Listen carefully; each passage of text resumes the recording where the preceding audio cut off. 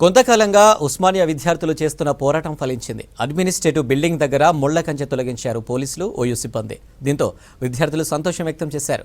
కంచె తొలగించాలని కొన్ని రోజులుగా విద్యార్థులు ఆందోళన చేశారు.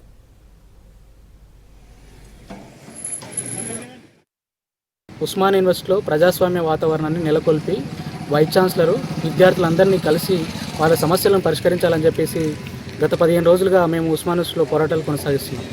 ఉస్మానియా యూనివర్సిటీలో తెలంగాణలో బీఆర్ఎస్ పార్టీ అధికారంలోకి వచ్చినప్పటి నుంచి ఉస్మానియా యూనివర్సిటీ అంతటా అదేవిధంగా ఓయూ పరిపాలనా భవనం దగ్గర ముళ్ళ కంచెలను బారికేడ్లను పెట్టి విద్యార్థులను ఇక్కడికి రానివ్వకుండా వాళ్ళ సమస్యలు పరిష్కరించకుండా దాదాపు ఇక్కడ ఒక నియంతృత్వంగా వ్యవహరిస్తున్నటువంటి పరిస్థితి.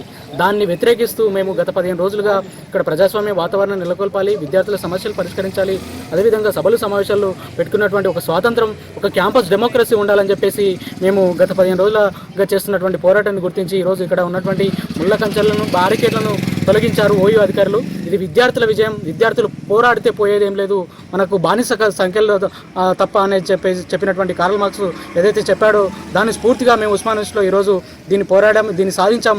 అదేవిధంగా ఉస్మానియా యూనివర్సిటీలో విద్యార్థుల సమస్యలపై నిత్యం పోరాడతాం.